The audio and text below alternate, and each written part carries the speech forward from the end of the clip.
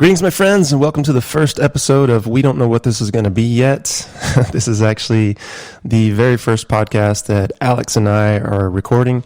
I'm going to introduce Alex in just a moment and let him tell you a little bit about himself, but he and I are basically founders and running the GoodFellas NFT project, and we wanted to get a podcast into the world that not only explained what we do in our project, but other ways that we can leverage crypto and help other people create long-term value or wealth or whatever it is that they're looking to create in the space over a period of time without feeling like they have to get, screwed or rugged like so many people have been in this industry. So we're going to do a lot of talking about our project, but a lot about, what the possibilities are and what things you can look for in the crypto world to kind of help you make sure that you have a secure future there.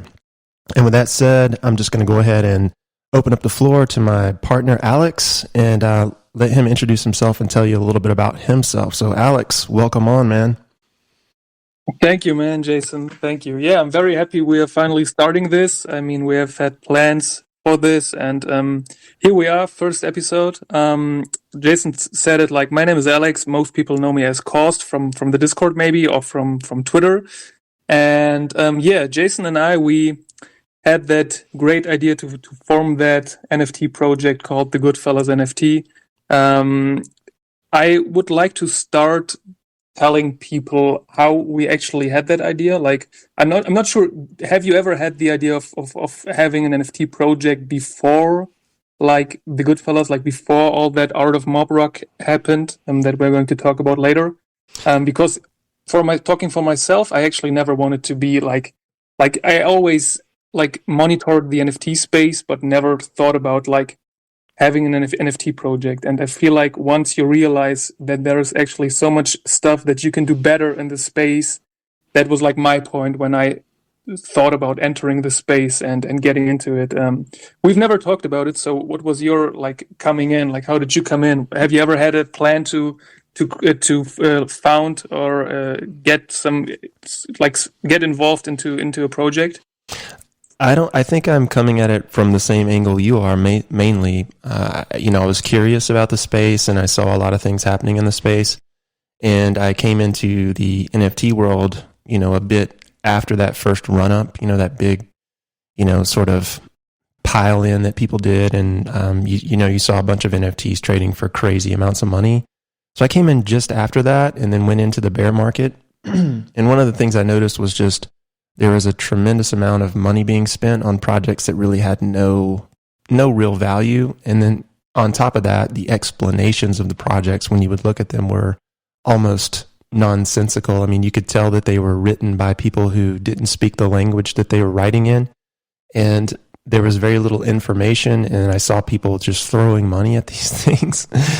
And it brought back basically everything that I've learned about money since I started studying it in the early 2000s. And part of me wanted to help people understand how that works and, what and why and where you should put money and how you should allocate it and how you should think about it. But then another part of me was just like you, saw a problem in the space, and being an entrepreneur, I was like, okay, well, you know what? I can do this better. I can solve this problem. And I feel like if, we provide value and really take a long-term approach, that we can draw in some good people and, really be in the infancy of the space and sort of, walk into what's going to come into the future by getting in front of it. So when, and like you said, we'll talk a little bit about the Art of Mob thing. So when the whole Art of Mob, rug pull happened, I saw that as a classic opportunity because the artwork was so strong and I held so many pieces. I was just like, you know what? I don't want this artwork to be worthless. And, here we are. Here we are, you say it. It's actually pretty funny because today when I checked our inbox on Twitter, I don't know if you've seen it, or on X, I don't know if you have seen it, but there was one guy saying that he burned his Art of Mob NFT and having a crying emoji. And the only thing we can tell these guys, it's the only right thing to do, as Art of Mob never licensed their art, and it was stolen art that they sold. So in the end it was quite difficult because when I joined Art of Mob back then, it was my third or fourth project I joined. And I think you remember the promises they made. Like they talked about like creating a platform to mint video NFTs, like from famous movies, which is like, I think you mentioned it already. Like it's like so unbelievable. Actually, it was like so clear that this is not possible, that these big Hollywood companies would never agree on selling their IP rights to some like Art of Mob project. But yeah, these guys were actually pretty good in talking and selling stuff. So in the end, I bought many pieces. You lost hope, of course, in the end, because you felt like, hey, this is not going to work out. But once you're heavily invested, you try to keep that hope and faith. But at some point, you notice like this is going to like, I think the founder of Art of Mob said like, I'm going to be back in 60 days, because he was like so stressed because the community like was starting to notice that something is wrong in that project. And yeah, he just disappeared, said he would be back in 60 days, didn't come back. And that was like our moment when we stood up and when we had the idea of, hey, the art is so good, the community is so good, why don't we start our own thing here and try to make the space better? And yeah, you can if you want, you can like go ahead and tell people about the beginnings of what we thought and the ideas we had in the beginning. Yeah, for sure. Maybe we should just back up and talk a little bit about that whole process. I know that we mentioned Art of Mob a few times, and if you're new to the space, you may not be familiar with what that was. But basically, it was a 10,000 piece NFT collection tied to this idea that, like Alex said, that at some point in the near future, we were somehow going to license, video clips or sports clips or whatever from these big name studios, and then tie these to an NFT that you could somehow own. Which, on the surface, it sounds like a good idea, but when you think about it, it's like, okay, well, a studio has enough money to do that themselves. Why would they, use some random person on the internet to do that for them, right? But, it was one of those things like, you see people get wrapped up in the emotion, and then the next thing you know, all logic goes out the window. And so basically when it became obvious that the project was going to be an abject failure, the original founder basically just disappeared, and he said, I'll be back in 2 months, of course. And then everyone, kind of knew at that point it was over. So Alex and I were two of the probably 10 or 15 people who stood up and said, hey, we want to take on this project, and we want to make sure that it survives. This artwork is too strong, and blah, blah, blah, blah, blah. So in the process of doing that and talking to a lot of the other people who said they wanted to do the same thing, we came to the realization pretty quick that very few people are willing to invest money, and very few people are willing to invest time, and very few people are willing to make commitments around either of those things. So what we were left with was 3 of us that then turned into the 2 of us. And so Alex and I have been, going hard on this thing for the last year or so. And, when we're looking at the original project and the original holders, one of the big holes in the process was the artists who created the artwork were not being compensated. People who had roles in and around the project had never been compensated. And so the artwork was unlicensed. It had been resold without license. It had been basically stolen, like Alex had said, from the original creators. So we spent months and months and months going back and forth trying to get these guys to talk to us who had been burned and create licensing agreements so that we could actually own the rights to the pieces. And so now that we've done that and started reissuing the art, the old artwork is basically worthless. It needs to be burned just as a matter of ethics, because there's no royalties attached to that. Everything new, of course, has royalties attached to it that pays the artists on every single transaction, and that's one of the things that we really want to honor. So Alex and I have been basically starting from ground zero, building a foundation around, quality holders, doing quality work, making sure that we can capitalize on the legality and make sure that everything is in fact ours. we've basically just been dotting all the I's and crossing all the T's to make sure that in the future, our holders and ourselves can never be screwed again. And above and beyond that, we want to make sure that all artwork and artists tied to the project make sure that their futures are secure as well. So, I mean, ultimately, our plan with this is fairly large, and everyone who supports us along the way, we certainly want to make sure that we're taken care of. So, am I leaving anything out, or does that pretty much sum it up? This is pretty much it. You actually summarized it pretty good. Only thing I want to add is, which is maybe quite interesting. You do remember that we were like a group of, how many people were we in that group that wanted to revive the project? I think 5 or 6 people. At least, and that was quite interesting, because when it came to like commitment and like putting time in, putting work in, maybe even put money in, you saw people running away, and that's actually explaining how the market works and how people work in the space, because most people expected us to just airdrop every single piece to their former holders and try to, I don't know, get some royalties and then get some money, grab the money and run again, and that's not sustainable. And that's what people like obviously don't get in that space. And we have to preach it over and over again, but yeah, we won't stop until everyone gets it.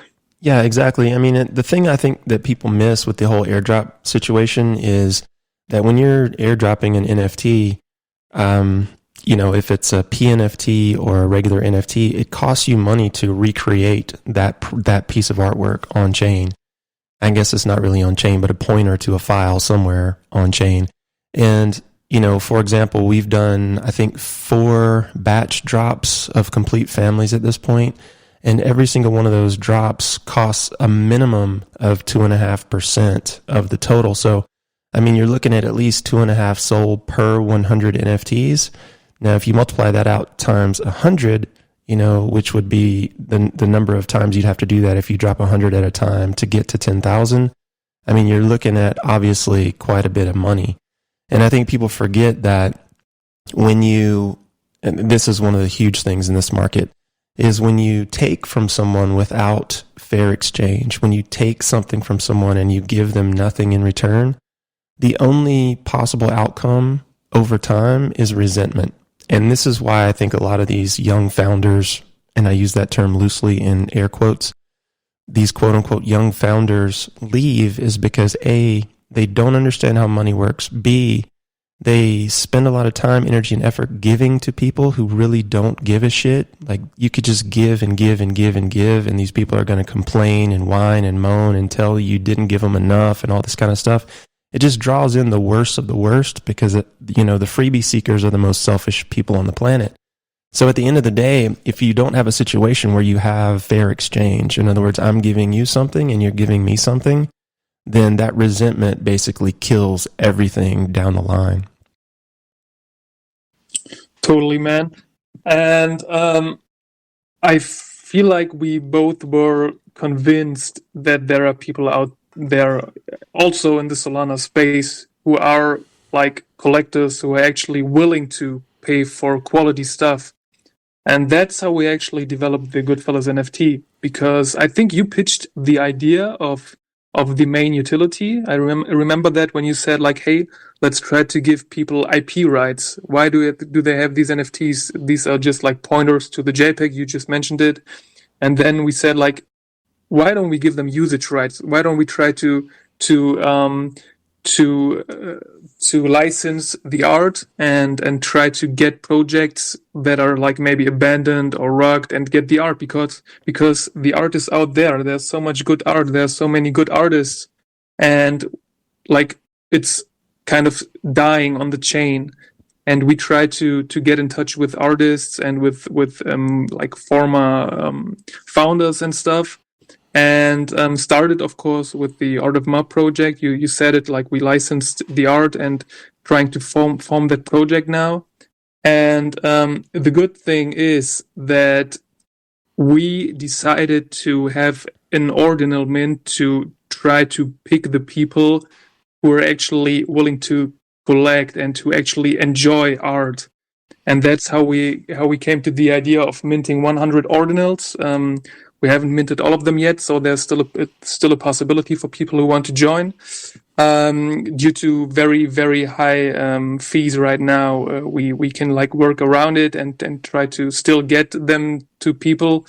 But yeah, that's how we proceeded. So we try to get a group of people who's actually like loving the art that we provide, and like how can you actually say that we actually got like the elite of the Solana people right now in our community, and that's something I'm very proud of. Yeah, me too.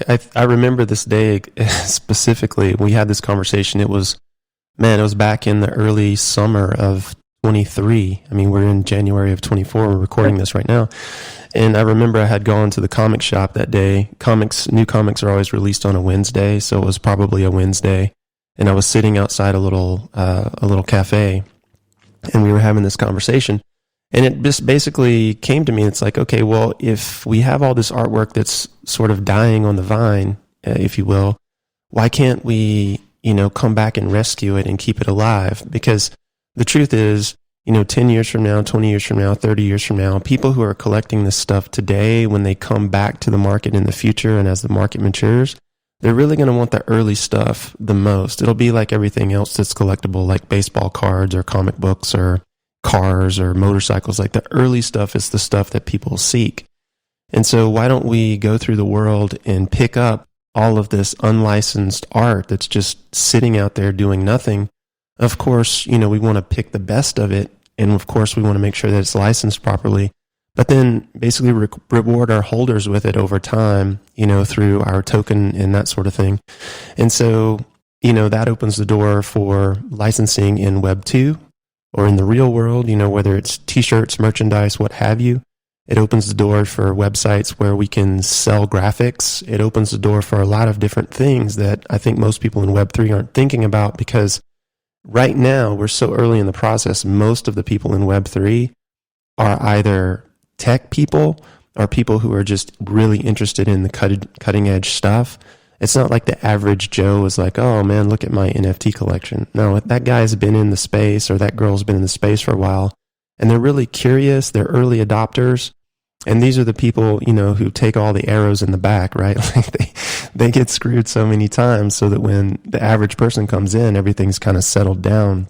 So, I think we just had the Bitcoin ETF approvals in the US, and the first application for a Bitcoin ETF was in 2013. So it literally took 10 years to get a ETF approval in the US, and that was only because there was so much pressure from outside forces. NFTs got really big in like 18, 19, 20, started around 2017. I mean, so we're super early in this space as well. I mean, who knows what it's going to look like in the future, but I can promise you that one of the best uses of this technology is licensing and tracking royalties, which is how every creative market works, whether it's music or film or TV. The licensing portion, the royalties portion, is the reason that people in that industry make so much money, because they can create a product once and then they can leverage it many, many, many times over in the future. Yeah, you actually spoke about so many things now that I want to comment on. First of all, I think what people need to know is that all of what we do is actually like leading to our own marketplace. So that's like the final goal, the ultimate goal, to have that marketplace and have only licensed art being traded. You just mentioned the spot ETF Bitcoin. I don't know about you, but it's pretty interesting to see. In my case, like I talked to someone yesterday, and he's like absolutely not familiar with crypto, and he said like I think his son invested, and he was like against it, and then he was saying something like yeah, I heard that the American like the SEC was like approving the Bitcoin ETF, but I don't know if I mentioned that I'm from Germany yet, but I'm from Germany. So he said, but the German like banks are not doing it. They don't trust that. And it's actually quite funny to see that there are still people out there who believe that Bitcoin is not destined to go to 1 million sometime later in the future, Yeah. because it's like so obvious. And I feel like people just need to open their eyes, because it's like so difficult to explain, because if you have to start from zero and tell people like, what is a blockchain, what does it do, like, hey, Bitcoin is like is limited, it's like a limited resource, unlike most of what we have here. But people still don't believe it, because it's like still that internet money fun thing that was created, and people think like, hey, maybe the founder like Satoshi is going to come and create more Bitcoins in the future, because they have no idea of the technology. And when you are in the bubble, like in the Twitter bubble, and you always talk about crypto, you read about crypto, you get that wrong idea of like having only people who know about crypto, but the majority is still not aware of what's going on and how important it is going to be in the future. And I mean, like, after crypto, we will have NFTs, and it's going to be so big, and it's so hard to explain to people. I don't know if it's like different in the United States. Maybe you can tell me. Yeah, no, I think it's probably worse here, to be honest with you. I think fewer people here have probably taken notice of what's happening in the crypto world, just because, so many Americans think that we're the center of the universe, right? Like the US dollar is it's never going to go away. There's never going to be any problems. But I think more and more people are waking up to the fact that the US dollar is in serious trouble, and they're looking for alternatives. So when you see something like the ETFs launch, which was they were approved last Wednesday, it's exactly a week ago, and then the following day they were allowed to trade. They did something like $7 billion worth of trading volume in 2 days, and that represents like 2 to 3% of the total market, right? So the total addressable market hasn't even been tapped into yet. I listened to a podcast with the CIO from Bitwise yesterday. I can't remember his name, but he was saying that the way that the funds work, the way that the ETFs work, is they are basically a holding utility for the underlying asset. So in this case, the underlying asset would be Bitcoin. But, with ETFs, it could be oil, it could be copper, gold, silver, whatever. It doesn't really matter what the thing is. But the way their structure works is they can buy on a T+2 time frame, meaning whatever time the funds come in, you have to add 2 days to that before the funds settle, because they're using traditional financial rails, and then they're buying on the third day. So the first day that they were able to buy after the ETFs opened, his fund alone bought $262 million worth of Bitcoin in 1 day. That's crazy, actually. And then you see like that guy from JP Morgan, I think, the CEO, who's like fudding it, and people are just getting it like, hey, you try to FUD to get a better price, And yeah, I mean, let's see. This and next year are going to be so interesting, and I feel like I'm curious to find out if we always have these cycles, these crypto cycles, with crypto losing 80% of their value, if that's actually going to happen again. Yeah, I think the farther down the timeline we go, the more smooth it's going to get. The Bitcoin cycle is pretty well established, at least up until now. The beautiful thing about Bitcoin is it's predictable, and it's intentionally designed to do one thing, which is to secure transactions, and it's never failed in its entire lifetime to do that. So when you look at the way that it's structured, 21 million, a maximum of 21 million Bitcoin will ever exist. Every 210,000 blocks, we have a halving cycle, meaning the Bitcoin reward per block gets cut in half. We've got the fourth halving cycle basically happening in April, and that's block 840,000. And when that happens, the block reward drops from 6.5 to 3.25, or was it 6.25 to 3.125? I forget what it is exactly, but it's going to go from 6 to 3. And at that point, the supply gets cut even further, meaning that the supply that exists the inflation rate on that is going to drop by 50% immediately. So if you look at the flow models, in other words, the amount of Bitcoin that can be created in the same time frame going forward will be cut in half. So Bitcoin has basically a declining inflation, whereas every currency on the planet has an increasing inflation, meaning it's going to take more dollars to buy the same amount of the underlying asset, in this case, Bitcoin. So projections I've seen anywhere from 80,000 per coin this year all the way up to 500,000. I've seen 500 to a million by 2030. I've seen all kinds of crazy numbers. But if anywhere from 2 to 5% of institutional investors start putting their money in, which again, we haven't even scratched the surface on, that will minimally float it using some sort of flow model to about $500,000 per coin in the next 2 years, 3 years, perhaps. I mean, obviously this is all speculative, and I don't suggest anyone take my word for this. Do your own research, of course. But I don't think, now that the ETF is approval, that Bitcoin is in any regulatory danger. And I think that's going to force other countries like Germany, like the big banks around the world, to actually start putting it on its balance sheet, which will then, of course, make companies start to put it on their balance sheet. You've already got El Salvador, who's made Bitcoin legal tender, and that opens the door for everything else. So soon we'll have an ETF for Ethereum, and they'll probably, I know there's one in the works for Solana. So, the big three there, they're going to be part of everyday life at some point. And so I feel like we're lucky to be in the space this early. And, obviously it's not easy, and it takes a lot of strength and commitment to stay in it when things are crazy like they are right now.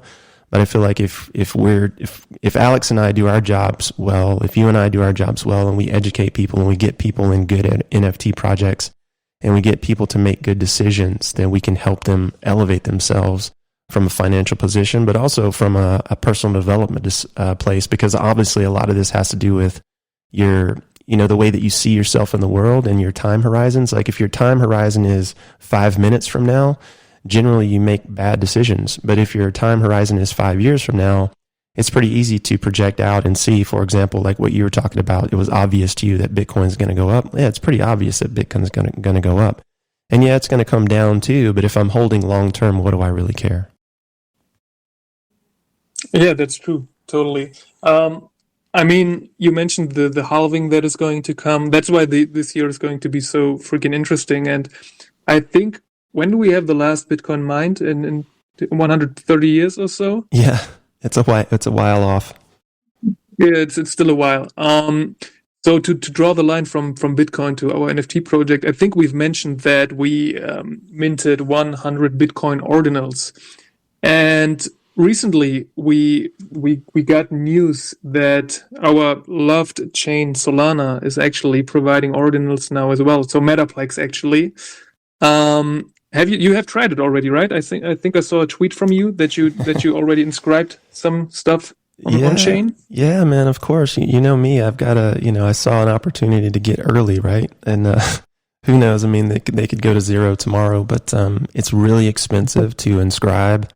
So what Solana did was, or actually Metaplex, I don't remember the guy's name, but there's one developer who basically sparked Metaplex to help him develop an inscription process.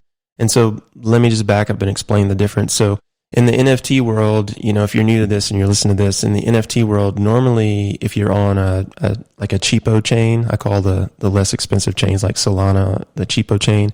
Like if you're on a cheapo chain like Solana or Polygon or whatever, basically when you buy an NFT, you're buying a piece of code that points to an image that is locked to a server somewhere. The image itself is not actually inscribed in the database or in the blockchain, right?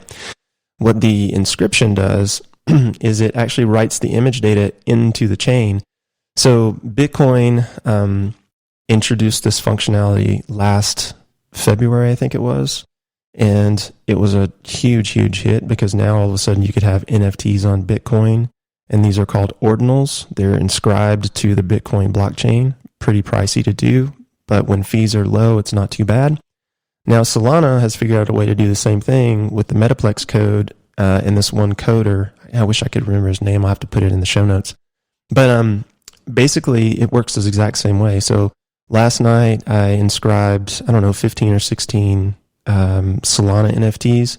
Basically, I inscribed our brand, and then I inscribed the crowned pieces, and I shrunk them down to like 512 by 512.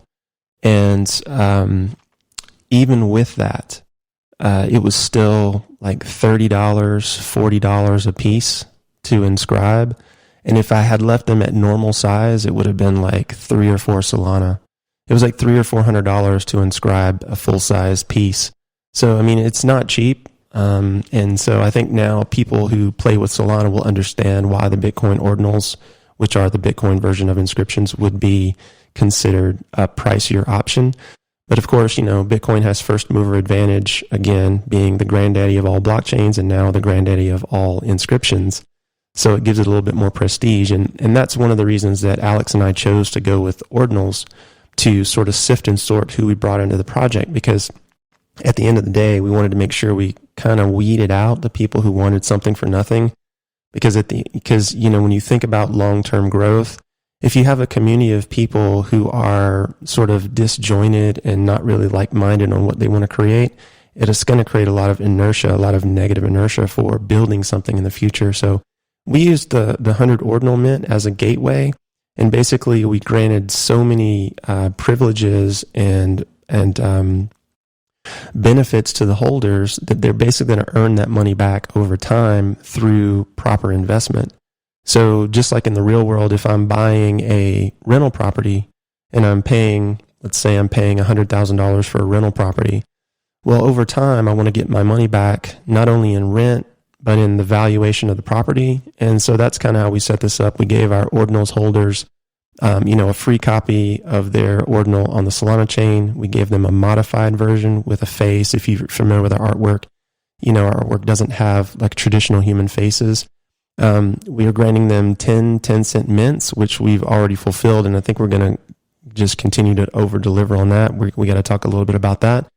And basically holding these pieces over time will allow them to earn our token, which they can then use to token mint future pieces. So basically investing by holding the pieces, earning the token, and then using the token to mint, they can basically mint their way back out of their initial investment for free, which is really kind of sick. But it's not free in the sense that we gave away everything up front, which is what most projects do and sets the stage for their ultimate demise. So I think at the highest level, that's kind of the easiest way to understand the difference between NFTs and inscriptions. And then also just sort of a brief overview of our project. I think we're 4 batches in, so we're 400 pieces in with quite a few batches to go, and we're going to start opening up and marketing more to the general public. But again, we want to keep that exclusivity because the community itself can only be protected if Alex, myself, and the other bosses, the people who hold ordinals inside our project, if we're diligent about, making sure that the Discord is free of the negative naysayers and the freebie seekers. Yeah, let me just jump back to the Solana inscriptions real quick. I haven't read much about it yet, but what I saw is, and maybe you can tell me if that's true, that prices go up to like 70 Solanas. Is that real? Like for 10 megabytes? Yeah, it Does it make sense? Or yeah, it depends on the size of the file, which is why when I was offering up that explanation, I said I shrunk everything down to 512 by 512, meaning length and width of pixels, because our artwork by default is 2048 by 2048. So I cut it down to 512 to 512, and it was still quite a chunk of change to get them inscribed. So if you have a big piece, yeah, it's going to cost a ton of money, but also a ton of Solana to get it done. Yeah, and that's interesting because in the beginning of the episode, we actually mentioned the freebie mentality of Solana people, and it's going to be interesting to see if people actually make use of that, because like people in the space are actually used to have everything for free. They want free shit. They are not willing to pay anything. Mm-hmm. So I'm definitely curious to find out if we will see many inscriptions in the future. But what I have seen is, I don't know if you monitor the marketplace, like Magic Eden, for example, right now. But what I've seen is that there are like many projects. I think one is called Soul Maps, and another one is like selling SPL tokens. Like there is a lot of like space on chain being sold, and that's quite interesting to see, because the market seems to like kind of go away from art, and what do you think about that development? It's interesting. I think that it's one of those things where people sort of in the space they jump on the next thing. I mean, even when it's just about art, or if it's just about utility, or if it's just about space on chain, it's like whatever the newest thing is what's grabbing headlines. People jump on. And the funny thing is, like, by the time the news reaches the headlines, you're already too late. You should have positioned yourself like months ago. So, with the space on chain thing, the thing with Solana is there's no limit to the space. So, I mean, at some point you have to realize why Bitcoin is special. And I mean, I love Solana. I'm not downing Solana. I think Solana has is better for certain things like NFT projects than something like Bitcoin. But at the end of the day, each chain has its pluses and minuses and its primary uses. And the thing for Solana is it sold itself on being, inexpensive, fast, easy. And when you have inexpensive and fast, you can almost never have quality or never have exclusivity because you lower the barrier to entry. So what this update has done is it's increased the barrier to entry. So I think what it's going to do is it's going to create a camp of people on Solana who are truly invested in seeing, space on chain or on chain real estate, if you will, become something more than it has been. And I don't know what it's going to become or if it becomes a thing, but I know yesterday when the announcement was made, when I went to bed last night, there were something like 71 or 2,000 Solana inscriptions that had been created. And this morning when I woke up, there was only like 74. So it definitely slowed down at the 70,000 mark, whereas the Bitcoin stuff sped up. So I'm curious to see what happens. I got some early inscriptions around the 50,000 mark. And, basically I just did that so that I could have that space on chain, early space on chain, because they are numbered. But the interesting thing about the Solana stuff is in order to create the Solana inscription, excuse me, you have to first mint the NFT normally. And then from there, the Solana inscription program takes that NFT and then adds a copy of it on chain. And the original NFT kind of serves as a pointer to the space on chain that the inscription is taking up. So you have two copies of it. And the original NFT, you can trade around, you can buy it, sell it. It acts kind of normal, but the inscription is just always attached to it. So it's not really like Bitcoin where you're looking at the actual inscription. On Solana, you're looking at the normal NFT, just with the understanding that there's some sort of underlying inscription. Yeah, and I think what you can add is, and I'm not really sure because, like I said, I haven't read much on it, but I think there are like two options to inscribe. Like you have like immutable inscriptions that cannot be revoked, and then you have like the ones that you can actually burn, and then you get like the Solana back. Is that right? That's correct. Yeah, it's changeable if you allow that setting. So unlike again like Bitcoin where it's there forever, no matter if you screwed up or not. With the Solana inscriptions, you can make them mutable and go back in and either close them out or, reissue them or swap out different bits of data. So it's not quite the same. Yeah, I think my personal opinion, you pretty much nailed it when you said like it's a lot about hype on Solana. Like there are like there have been so many hypes going on Solana. I think back then we had that casino meta at some point, and then we had all these meme stuff, and now we have like inscriptions. We never know what lasts in the end, but it's always like that you see Solana people jumping on the hype and buy everything and hope to make a quick buck. I think these soul maps and NFTs are crazy. I think the supply is like, I think somewhere around 200,000, and they have a floor price of 0.4 Solana last time I checked. So there's definitely a lot of volume, but I heard that there are like many bots buying and stuff. So yeah, it's still something that I need to read about and see if it actually makes sense what people buy, because that's actually another point that is quite interesting. Because if you do your own research, and we always preach it, like everyone preaches it in the space, but nobody does actually. If you do research, you can actually see what's going to be successful and what's not, because most of the times it's just logic. And I don't know. I think that, for example, the whole casino meta is going to die in the end was pretty predictable. But to try to get back to our NFT project, maybe we can try to outline the stuff that is like coming in the near future. I think we made some posts about it, but especially, we haven't talked about the 21 collection. That's your baby. You're our artist, by the way, so you're doing like a lot of new stuff for our collection, for our main collection. So we definitely have to mention that, because you're doing a great job on that. But yeah, why don't you tell people about the 21 collection? Sure. So basically, maybe we should just do like a pause here and just do like a whole project overview. I know we sort of started that and just went a little bit disjointed there with it. But basically, what we're doing is we're reissuing the artwork from the Art of Mob project and doing it legally and granting our holders IP rights.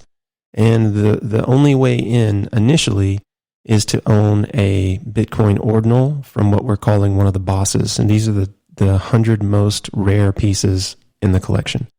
And so they were minted as ordinals initially, and then they're being transposed and copied over onto the Solana chain with the same rarity. So basically, we're building out a collection that's evolving over time, minting 100 pieces at a time, with the bosses getting the greatest benefits. Okay, and as part of that, our project, and Alex and I have talked about this a lot, is, not only do we want to make sure that we keep it exclusive, and I don't care if exclusive means 5 holders or 500 holders, like that doesn't matter to me, because I know that number will change, grow over time. But we want to just keep it exclusive to people who actually are collectors, entrepreneurs, people who love the artwork, artists, and that they value it, right? Like they really see the long-term value and the energy and the work that went into creating stuff. And then, of course, enjoy the beauty of collecting, which is so much fun for everyone, right? So what we're trying to do is just honor that by giving them, a batch mint with new traits, a batch mint with new modifications. And so the collection that we're actually minting over time, 100 pieces at a time, actually evolves, which is kind of a new idea. And I don't know if we're the first to do it, but I think we might be on Solana, one of the first, if not the first to do that. So the batch mint idea, I'm just going to go ahead and claim that that's ours. I don't know if that's true or not, but someone can fact check me in the Twitter sphere. And then the evolution of the collection, so adding traits over time rather than being stuck in a fixed, look from the beginning to the end. So by the time we get to the end of our mint, our collection might have quite a bit of a different look and feel than it did at the beginning, which I think is really cool.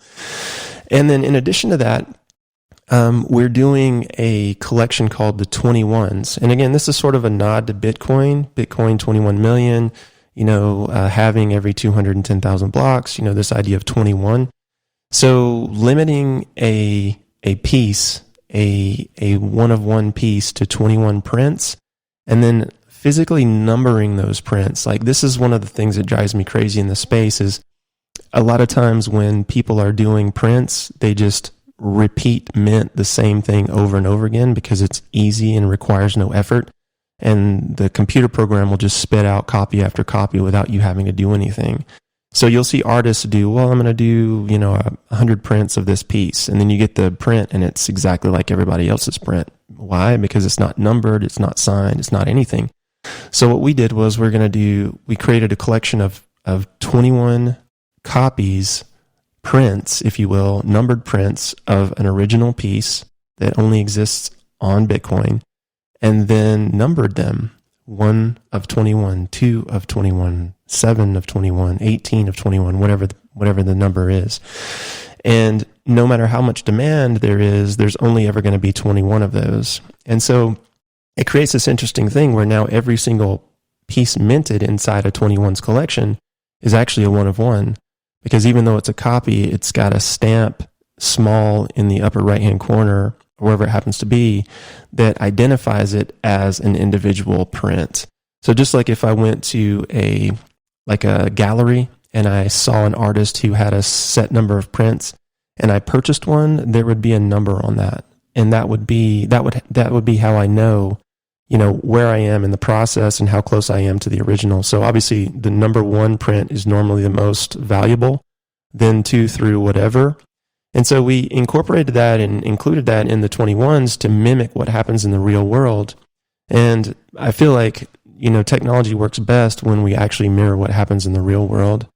And so that's created another element and another aspect of collectivity that wasn't there before, that I feel like we've also innovated around, because the truth is, to make that happen, you have to do a generative mint. You can't do a additions mint, and that requires a lot more work. Just like the 100 pieces at a time requires a lot more work. There's more data work, more shuffling stuff around. It's a shit ton more work, but at the end, the quality is higher. And I feel like when I spoke to Alex about what we wanted to create, that's where we both trended in terms of mindset. We want to make sure it's high quality. Yeah, I mean, in the end, it's the small things that make the difference. And you pretty much explained what the original idea of behind the 21 collection was. I think I want to add that when we create these pieces, I can actually suggest or recommend everyone listening to check out the 21 collection, because we have pieces that kind of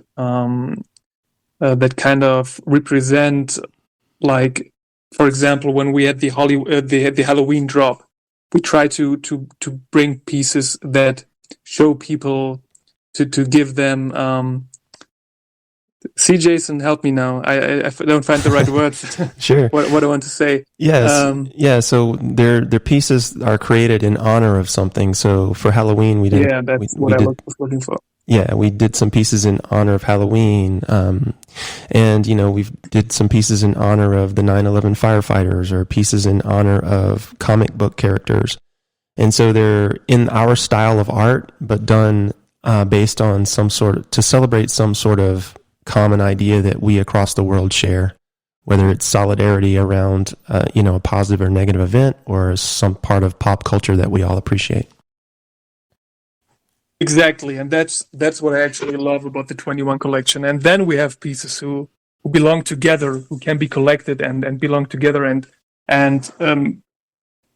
you get a full size image of a picture when you have these two drops. And I feel like the 21s are very special, and I love the idea that you had, especially numbering them.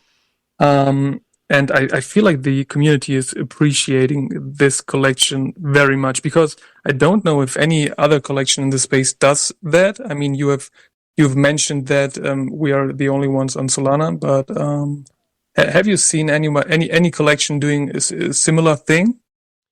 I haven't as of yet, no. That's quite cool, because I feel like there are so many ideas that we can that we can work on with the 21 collection.